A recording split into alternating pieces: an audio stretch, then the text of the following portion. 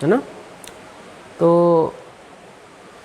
आज हम क्या पढ़ने वाले हैं, आज हम पढ़ने वाले हैं जीन कॉन्सेप्ट के बारे में पढ़ने वाले हैं, है ना, कि जीन कॉन्सेप्ट होता क्या है, ठीक है। और ये जीन कॉन्सेप्ट का जो ये कॉन्सेप्ट है वो किसने दिया, इस संबंध में आज हम थोड़ा सा डिटेल में स्टडी करते हैं, है ना। इससे पहले जो हमने पढ़ा है वो हमने पूरा जो डीएनए रेप्लिकेशंस था वो पूरा हमने कंप्लीट कर लिया। और इसके बाद से हमने जो डीएनए रेप्लिकेशंस में कौन कौन से ऐसे एंजाइम्स होते हैं जो कि इन्वॉल्व होते हैं, ठीक है, डीएनए रेप्लिकेशंस में, तो वो हमने डिटेल में स्टडी कर लिया था, ठीक है। आज हम बात कर रहे हैं किसकी, जीन्स के बारे में बात कर रहे हैं कि जीन्स क्या होते हैं, ठीक है। तो क्या कोई बता सकता है जीन्स क्या होते हैं? हाँ, ठीक है। तो जीन्स जो होते हैं बेसिकली ये एक प्रकार का एक बेसिक एक फिजिकल और एक फंक्शनल एक इकाई होती है किस चीज़ का, एक हेरिडेटी कैरेक्टर्स का, ठीक है। जो हमारे ये जो आनुवंशिक लक्षण होते हैं उनको क्या करते हैं, ये डिटरमाइन करते हैं या उनको क्या करते हैं, निर्धारित करते हैं, ठीक है। और ये जो जीन्स होते हैं ये आनुवंशिक लक्षणों को लेकर के एक पीढ़ी से दूसरे पीढ़ी में क्या होते हैं, ट्रांसमिट होते हैं, ठीक है, ट्रांसफ़र होते हैं, उसे हम क्या कहते हैं, जीन्स कहते हैं। क्लियर यहाँ तक, ठीक है। तो अब इसको हम किस प्रकार से उसको और डिटेल में समझ सकते हैं कि जीन्स जो है वो बेसिकली सेल्स में कहाँ पर होते हैं, ठीक है, इनके एक्चुअल पोजीशंस क्या होती है, ठीक है, और ये क्रोमोसोम्स में किस प्रकार से अरेंज होते हैं, ठीक है। अब इनका हम डिटेल से में स्टडी आज करेंगे और ये समझेंगे कि जीन कॉन्सेप्ट का बेसिकली मतलब क्या है, ठीक है। तो चलो आज हम समझ लेते हैं जीन कॉन्सेप्ट। ये है आपका सेल मेम्ब्रेन है बेसिक, है ना। ये क्या है, ये है हमारा,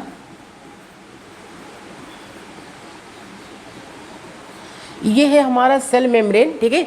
सेल मेम्ब्रेन की जो मैंने ये अंदर साइड है वो क्या है हमारा, एक साइटोप्लाज्म है, ठीक है। साइटोप्लाज्म के अंदर मैंने एक ये न्यूक्लियस बनाया हुआ है जो सेंटर रीजन पे है, ठीक है। और ध्यान रखना इसके अंदर मैंने ये इसको मैं थोड़ा सा एक बड़ा साइज में एक बना देता हूँ आपको, इसको क्रोमोसोम्स को, ठीक है। ये है, ये एक क्रोमोसोम्स है, ठीक है। और क्रोमोसोम्स के अंदर मैं ये डीएनए बना दे रहा हूँ, ठीक है। ये क्या है हमारा, एक डीएनए है और डीएनए में जो है एक दाने के समान जो है, ठीक है, ये मैंने कुछ स्ट्रक्चर्स बना दिए हैं जिन्हें क्या कहते हैं, जिन्हें जीन्स कहते हैं। क्या कहते हैं, जिन्हें जीन्स कहते हैं, ठीक है। तो इस प्रकार से ये क्या है हमारा, ये है हमारा क्रोमोसोम्स, ठीक है। अब इस क्रोमोसोम्स में मैंने कहा ये जो मैंने दाने के समान कुछ स्ट्रक्चर बनाए हुए हैं इसको हम क्या बोलते हैं, ये है हमारा जीन्स, ठीक है। अब ये बहुत सारे जो जीन्स एक इसी सीक्वेंस में एक लीनियर फैशन में जब अरेंज होकर के क्या बना लिया है, ये है हमारा डीएनए, क्या है हमारा डीएनए है ये, ठीक है। तो अब इसको ऐसा समझे कि जीन्स बेसिकली कहाँ होते हैं सेल के अंदर। तो जो जीन्स होते हैं मैंने कहा कि ये न्यूक्लियस के अंदर कहाँ पे होते हैं, क्रोमोसोम्स पर होते हैं।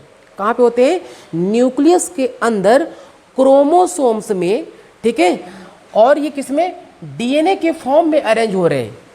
आ रहा समझ में यहाँ तक, ठीक है। तो कहाँ हो रहा है, अगर कोई अगर पूछता है आपसे कि जीन्स जो होते हैं सेल के अंदर एक्चुअल पोजीशंस क्या है, तो जो जीन्स होते हैं वो सेल के अंदर न्यूक्लियस में क्रोमोसोम्स पर अरेंज्ड होते हैं, ठीक है। अब क्योंकि मैंने कहा कि जो ये डीएनए जो होता है, ध्यान रखना है ये छोटे छोटे न्यूक्लियोटाइडों के क्या होते हैं, पॉलीमर्स होते हैं। क्या होते हैं, न्यूक्लियोटाइडों के पॉलीमर्स होते हैं, जिसमें जो ये किस चीज़ के बना होता है, जीन्स का बना होता है बेसिकली। आ रहा समझ में, ठीक है। तो हम ऐसा भी कह सकते हैं कि जो हमारा ये डीएनए है बेसिकली ये क्या है, एक पॉलीन्यूक्लियोटाइड है। मतलब जब न्यूक्लियोटाइड एक चेन के फॉर्म में जब अरेंज्ड हो जाते हैं, ठीक है, तब क्या बना लेते हैं, वो डीएनए बना लेते हैं, ठीक है। अब जो स्मॉल छोटे छोटे जो फ्रैगमेंट्स होते हैं, ठीक है, वही हमारे क्या कहलाते हैं, जीन्स कहलाते हैं वो, ठीक है, ठीक है। तो हम ये दूसरा ये भी कह सकते हैं कि जो क्रोमोसोम्स होता है, एक क्रोमोसोम्स में बहुत सारे जीन्स होते हैं, ठीक है, मतलब बहुत सारे जो हम कह सकते हैं कि जो chromosomes it contain the many types of gene, बहुत सारे जो जीन्स इसमें पाए जाते हैं किसमें, क्रोमोसोम्स में। ठीक है, और ये क्रोमोसोम से जीन्स को ले करके कहाँ पहुँचता है, एक पीढ़ी से दूसरे पीढ़ी में ले करके जाता है कौन, क्रोमोसोम्स। ठीक है, तो हम ऐसा ही समझ सकते हैं इसको कि जो क्रोमोसोम्स होता है बेसिकली ये क्या होता है, ट्रू व्हीकल ऑफ जीन्स कहलाता है, मतलब true vehicle of hereditary characters, ऐसा भी समझ सकते हैं हम इसको कि जो अगर कोई पूछता है कि एक पीढ़ी से दूसरे पीढ़ी में आनुवंशिक लक्षणों को लेकर कौन जानता है, तो आपको यही पहुंच सकते हैं इसको, तो कौन लेके जाता है इसको, क्रोमोसोम से लेकर जाते हैं। ठीक है, एक पीढ़ी से दूसरे पीढ़ी में। लेकिन अगर ये पूछा जाता है आपसे कि आनुवंशिक लक्षणों का निर्धारण कौन करता है, तो वो कौन करता है, जीन्स करता है वो। क्लियर यहाँ तक? ठीक है, तो इस प्रकार से इसको आप समझ लिए आप लोग कि ठीक है कि जीन्स की एक्चुअल पोजीशन सेल्स में कहाँ पर होती है। ठीक है, अब जीन्स जो शब्द है सर्वप्रथम किसने दिया था, तो हम इसके बारे में समझते हैं। तो जो जीन्स शब्द है वो सबसे पहले किसने दिया था, उन्होंने दिया था, जोहानसन ने दिया था। किसने दिया था, जोहानसन ने दिया था। कब दिया था, 1909 में दिया था। ठीक है, किसने दिया था, जोहानसन ने दिया था। सर्वप्रथम जीन्स शब्द का प्रयोग जो है वो किसने किया था, जोहानसन वर्ग ने दिया था। कब दिया था, 1909 में ये शब्द दिया था उन्होंने। ठीक है, इसके बाद जो आए, ठीक है, इसके बाद एक वैज्ञानिक आए जिनका नाम था डी व्रीज करके। क्या नाम था, उसका नाम था डी व्रीज। डी व्रीज करके नाम था। इन्होंने जो दिया था, इन्होंने डिटरमिनेटर वर्ड यूज किया था। कौन सा वर्ड यूज किया था, डी व्रीज जो वैज्ञानिक थे, ठीक है, उन्होंने कौन सा वर्ड यूज किया था, डिटरमिनेटर टर्म्स यूज किया था। किसके लिए, जीन्स के लिए। ठीक है, लेकिन जीन्स शब्द किसने यूज किया था, तो जीन्स शब्द यूज किया था किसने, जोहानसन ने। ठीक, तो ये समझ में आ गया आपको। ठीक है, अब आपको अगर पूछ लिया जाता है इस प्रकार से आप समझना इसको कि जीन्स शब्द का प्रयोग सर्वप्रथम किसने किया था, तो जीन्स शब्द का प्रयोग सर्वप्रथम किसने किया था, जोहानसन ने किया था। कब, 1909 में किया था। लेकिन इसकी बात कौन आए, डी व्रीज एक वैज्ञानिक आए जिन्होंने कौन सा शब्द यूज किया था, डिटरमिनेटर वर्ड यूज किया था। इसका मतलब यह था कि डी व्रीज ने यह शब्द बोला था कि क्रोमोसोम्स पर जीन्स ही एक पार्टिकल्स के समान एक ऐसे स्ट्रक्चर होता है जो कि डोमिनेंट कैरेक्टर्स को क्या करता है, आइडेंटिफाइड करता है, या डोमिनेंट कैरेक्टर को क्या करता है, वो रिप्रेजेंट करता है। ये शब्द किसने कहा था, ये शब्द कहा था डी व्रीज ने कहा था आपको। ठीक है, इसके बाद एक वैज्ञानिक है जिनका नाम था टी.एच. मॉर्गन। क्या नाम था, उन वैज्ञानिक का नाम था टी.एच. मॉर्गन नाम था उनका। तो इन्होंने क्या किया था, तो टी.एच. मॉर्गन जो थे उन्होंने क्या कहा था, उन्होंने एक थ्योरी दी थी जिनका नाम था पार्टिकुलेट जीन थ्योरी। ठीक है, क्या नाम था, मॉर्गन। मॉर्गन जो थे उन्होंने एक थ्योरी दी थी जिनका क्या नाम, कौन सा थ्योरी थी, particulate gene theory. Gene theory दिया था कौन, मॉर्गन ने दिया था। ठीक है, तो कभी कभार एग्जाम में ये पूछ लेता है कि who gave the particulate gene theory. ठीक है, अगर ऐसा क्वेश्चन पूछ लेता है तो आपको यहाँ पे याद होना चाहिए कौन दिया था, टी.एच. मॉर्गन ने दिया था। ठीक है, तो टी.एच. मॉर्गन ने दिया था, पार्टिकुलेट जीन थ्योरी दिया था। उन्होंने ये कहा था कि क्रोमोसोम्स पर एक लीनियर, एक रेखीय क्रम में कुछ दाने के समान स्ट्रक्चर दिखाई देते हैं उन्होंने कहा कि ये कि पार्टिकल्स के समान होते हैं। ठीक है, जो कि आनुवंशिक लक्षणों को क्या करते हैं, निर्धारित करते हैं। ये शब्द किसने दिया था, उन्होंने दिया था टी.एच. मॉर्गन ने दिया था। और उस थ्योरी को क्या कहा गया था, पार्टिकुलेट जीन थ्योरी कहा गया था उसको। आ रहा समझ में? ठीक है, तो इतना सारा हमने कुछ डिटेल समझ लिया कि हमारे जीन के एक्चुअल पोजीशंस क्या होती है। अब हमें अगर एग्जाम में लिखना है किसी चीज़ को तो हम किस तरीके से लिख सकते हैं, तो हमें इसके बारे में जानना है। ठीक है, तो मैंने कहा कि जीन्स की परिभाषा क्या हो सकती है। ठीक है, क्योंकि आपको एग्जाम में आपको लिखना है। ठीक है, तो क्या लिखोगे कि gene is the basic physical and fundamental unit of heredity which are found inside the nucleus on the chromosomes and determine the genetic characters is called genes कहते हैं उसको। ठीक है, ये मैंने आपको इसके पहले हिंदी में समझा दिया था कि जीन जो होते हैं हमारे एक भौतिक और कार्यकीय रूप से कार्यात्मक एक अनुवांशिक लक्षणों क्या होती है, इकाई होती है, जो कहाँ पाई जाती है, इनसाइड द न्यूक्लियस, क्रोमोसोम्स के अंदर पाए जाते हैं। कहाँ पर, क्रोमोसोम्स पर पाए जाते हैं। और ये अनुवांशिक लक्षणों क्या करते हैं, निर्धारित करते हैं, इसलिए इन्हें क्या कहते हैं, जीन्स कहते हैं इनको। ठीक है यहाँ तक, ठीक है। इसके बाद हम क्या कर सकते हैं, it carry the genetic characters from one generation to another generation. ठीक है, ये क्या करते हैं, अनुवांशिक लक्षणों को क्या करते हैं, वो कैरी करते हैं, अपने पास रखते हैं और एक पीढ़ी से दूसरे पीढ़ी में लेकर क्या पहुंचते हैं वो। ठीक है, लेकिन इनको लेकर कौन जाता है, इनको लेकर जाता है क्रोमोसोम से लेकर जाता है। ठीक है, ठीक है।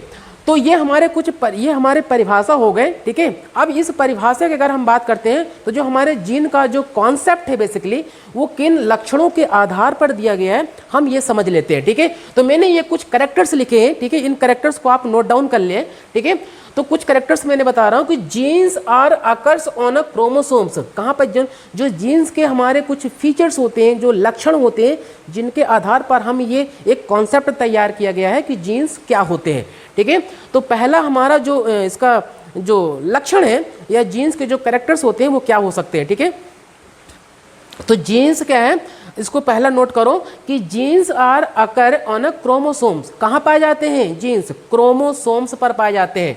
ठीक है, नेक्स्ट है उसका, ठीक है, लिखो genes is a physical and functional unit of heredity. ठीक है, ये हो गया आपका भौतिक और कार्यात्मक क्या है, इकाई है किसके, अनुवांशिकी का। ठीक है, यह अनुवांशिक लक्षणों का क्या है, एक फंक्शनल एक यूनिट होती है, एक इकाई की तरह कार्य करती है। ठीक है, ठीक है, फटाफट लिखो आप लोग। ठीक है, थर्ड है the number of genes more than chromosomes. मैंने आपको स्टार्टिंग में समझा दिया था कि जीन्स की जो संख्या होती है वो क्रोमोसोम से क्या होती है, बहुत ज़्यादा संख्या में होती है। मतलब chromosomes it contain the many genes. ठीक है, मतलब क्रोमोसोम जो होते हैं बहुत सारे जीन्स का एक जीन्स से मिलकर के बना होता है। ठीक है, और वो जीन्स जो होते हैं एक शॉर्ट फ्रेगमेंट ऑफ डीएनए के मॉलिक्यूल्स होते हैं जो एक लीनियर एक रेखीय क्रम में जब अरेंज जाते हैं तब वो क्या बना लेते हैं कि डीएनए बना लेते हैं। ठीक है, तो डीएनए के इसलिए हम पॉलीन्यूक्लियोटाइड कहा जाता है या उसको पॉलीमर्स कहा जाता है, किसका, न्यूक्लियोटाइडों का। ठीक है, चलो ठीक है, अब क्या लगे, it carry the genetic characters from the one generation to another generation. ठीक है, ये आपको मैंने समझा दिया था। ठीक, नेक्स्ट कैरेक्टर से क्या है, नेक्स्ट है genes are occur in a linear sequence on a chromosomes. मैंने कहा था आपको कि जो जीन्स होते हैं वो क्रोमोसोम्स पर एक लीनियर एक रेखीय क्रम में क्या होते हैं, अरेंज होते हैं, व्यवस्थित होते हैं, जिनके बीच की दूरी क्या होती है, जिनके बीच की दूरी समान होती है। ठीक है, ऐसा मतलब इरेगुलर फॉर्म में अरेंज नहीं होते हैं, उनके बीच में एक पर्टिकुलर क्या होती है, एक डिस्टेंस होती है। ठीक है, तो आपको ये समझना है। ठीक है, नेक्स्ट मैंने वही लिखा है कि क्रोमोसोम्स पर जीन्स की दूरियां जो है वो क्या होती हैं, समान होती है।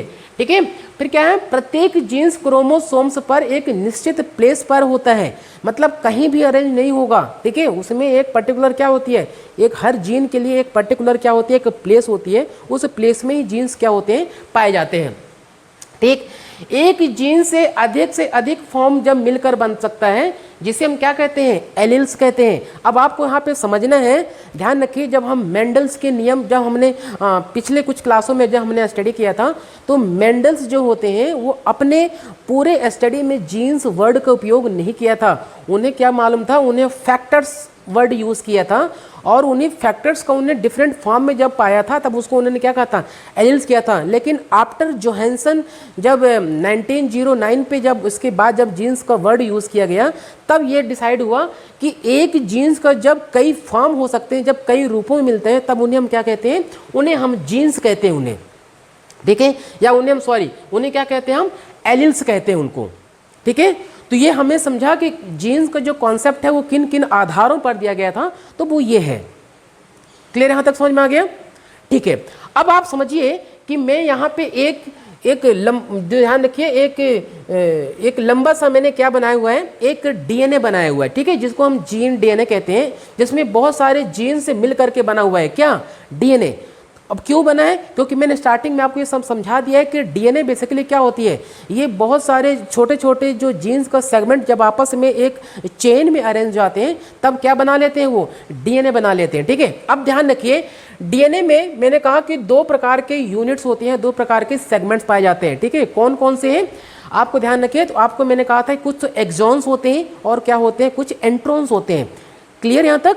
ठीक है, तो जो इंट्रॉन होते हैं बेसिकली वो क्या होते हैं, वो नॉन फंक्शनल यूनिट होते हैं जो किसी भी प्रकार के प्रोटीन को कोड नहीं करते हैं। उन्हें हम क्या कहते हैं, इंट्रॉन सेगमेंट कहते हैं, इंट्रॉन वाला खंड कहते हैं। इसको हम ऐसा भी समझ सकते हैं कि डीएनए का वह खंड जो प्रोटीन के निर्माण में किसी प्रकार का भाग नहीं लेता है उसे हम क्या कहते हैं, उसे हम इंट्रॉन कहते हैं।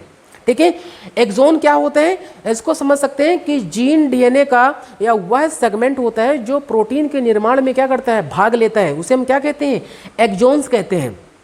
ठीक, ये हो गया। ठीक है, तो अब देखिए मैंने यहाँ पे बहुत सारे कुछ intron exon intron exon intron, मतलब ये मैंने इस शॉर्ट फॉर्म में लिखा हुआ है। ठीक है, तो अब ध्यान रखिए मैंने जब डीएनए का इतना बड़ा मैंने एक चेन फॉर्म में मैंने एक जीन डीएनए का एक बनाया हुआ है यहाँ पे। ठीक है, अब इसमें ध्यान रखिए कुछ ऐसे सेगमेंट मैंने यहाँ पे इस फॉर्म में अरेंज किया हुआ है। ठीक है, तो ध्यान रखना कि जब हम जीन कॉन्सेप्ट की बात करते हैं तो जीन में कुछ अलग अलग छोटे छोटे सेगमेंट होते हैं।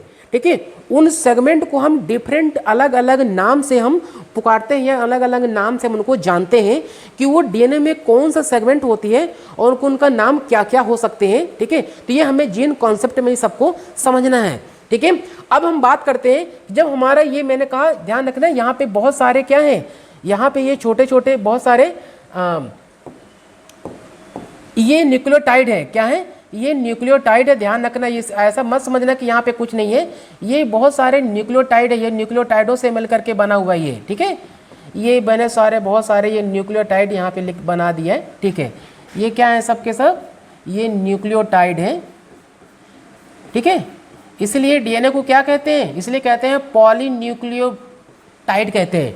ठीक है, क्योंकि बहुत सारे न्यूक्लियोटाइडों से मिलकर के बना हुआ है। It is the also called as a polymer of nucleotide. ठीक है, तो ये हमारा क्या है, एक पॉलीन्यूक्लियोटाइड है जिसे हम जीन डीएनए के नाम से जानते हैं। ठीक है, तो ध्यान रखना जब डीएनए का कुछ छोटा सा एक सेगमेंट है, ठीक है, मान लीजिए इस यहाँ से इतना जो सेगमेंट है ये वाला सेगमेंट, ठीक है, ये, ठीक है, जो कि न्यूक्लियोटाइडों का कुछ ऐसा चेन है। ठीक है, इसको हम ऐसा समझ सकते हैं कि डीएनए का वह खंड, ठीक है, या जीन डीएनए का वह खंड जो कि न्यूक्लियोटाइडों से बना होता है और एक लीनियर फैशन में, ठीक है, एक लीनियर एक रेखीय क्रम में जब अरेंज्ड होती है तब वो मिलकर क्या बनाता है, एक पॉलीन्यूक्लियोटाइड बनाता है। लेकिन अगर उसका एक पर्टिकुलर क्या है, एक खंड है, एक साइज है, ठीक है, उस छोटे से खंड को हम किस नाम से जानते हैं, उस छोटे से खंड को हम जानते हैं सिस्ट्रोन के नाम से जानते हैं। ठीक है, किस नाम से जानते हैं, हम उसको सिस्ट्रोन कहते हैं। ठीक है, तो ये सिस्ट्रोन क्या होते हैं, तो सिस्ट्रोन ऐसा पॉलीन्यूक्लियोटाइड का ऐसा एक चेन है, एक श्रृंखला है जो कि प्रोटीन निर्माण करने का क्या करता है, एक कोड करता है, जीन को कोड करता है। ठीक है, उसे हम क्या कहते हैं, सिस्ट्रोन कहते हैं। आ रहा समझ में तक, नहीं आया? चलो इसको ऐसा समझो कि सिस्ट्रोन जो होता है पॉलीन्यूक्लियोटाइड का चेन का वह खंड, ठीक है, जो प्रोटीन निर्माण करने में क्या करता है, हेल्प करता है। ठीक है, उसे हम क्या कहते हैं, सिस्ट्रोन कहते हैं उसको। ठीक है, इसको ऐसा समझिए। ठीक है, अब जब हम सिस्ट्रोन की बात करते हैं तो सिस्ट्रोन बेसिकली ये on the basis of occurrences के आधार पर कि प्रोकैरियोट में किस प्रकार हो सकता है और यूकैरियोट में किस प्रकार हो सकता है, इसके आधार पर अगर हम बात करते हैं तो ये सिस्ट्रोन जो है कितने प्रकार हो सकते हैं, 2 प्रकार हो सकते हैं। कौन कौन सा, एक है आपका मोनोसिस्ट्रोनिक सिस्ट्रोन और दूसरा क्या होती है, पॉलीसिस्ट्रोनिक सिस्ट्रोन कहते हैं इसको। ठीक है, तो मोनोसिस्ट्रोनिक किस प्रकार के कोशिकाओं में पाया जाता है और पॉलीसिस्ट्रोनिक सिस्टोन किस प्रकार के कोशिकाओं में पाया जाता है, तो ये कभी कभार आपके एग्जाम में पूछ लेता है। ठीक है, तो इसको आपको समझना है कि जो मोनोसिस्ट्रोनिक जो सिस्ट्रोन होते हैं बेसिकली ये कहाँ होते हैं, ये यूकैरियोटिक कोशिकाओं में पाया जाता है। ठीक है। अब ऐसा क्यों? क्योंकि वहाँ पे जो ट्रांसक्रिप्शनल जो प्लेसेस होते हैं बेसिकली वो क्या होती है, वो एक ही होती है। ठीक है, मतलब हर जगह से प्रोटीन इनिशिएशन नहीं हो सकता। ठीक है, कुछ इंडिविजुअल प्लेस होते हैं, उन्हीं जगह से होते हैं, उसमें क्या बोलते हैं, जब एक जगह पर होती है तब उसमें क्या बोलते हैं, मोनोसिस्टोनिक सिस्टोन कहते हैं। लेकिन पॉलीसिस्टोनिक इसमें होती है, ये बहुत सारे जो बैक्टीरियाज हो, जो प्रोकैरियोटिक ग्रुप्स के जो बहुत सारे जो बैक्टीरियाज होते हैं, ठीक है, और जो आपके जो कहना चाहिए जो माइटोकॉन्ड्रियल और जो क्लोरोप्लास्ट होते हैं, ठीक है, उनके जीनोम में क्या होती है, ये पॉलीसिस्टोनिक सिस्टोन पाया जाता है। ठीक है, तो ये हम किस तरीके से इसको हम समझ सकते हैं। अब सिस्ट्रोन जो वर्ड है वो किसने दिया था, तो जो सिस्ट्रोन वर्ड था उन्होंने दिया था, एक वैज्ञानिक का नाम था, उन वैज्ञानिक का नाम था सेमोर बेंजर नाम था। क्या नाम था? SEBIMOUR,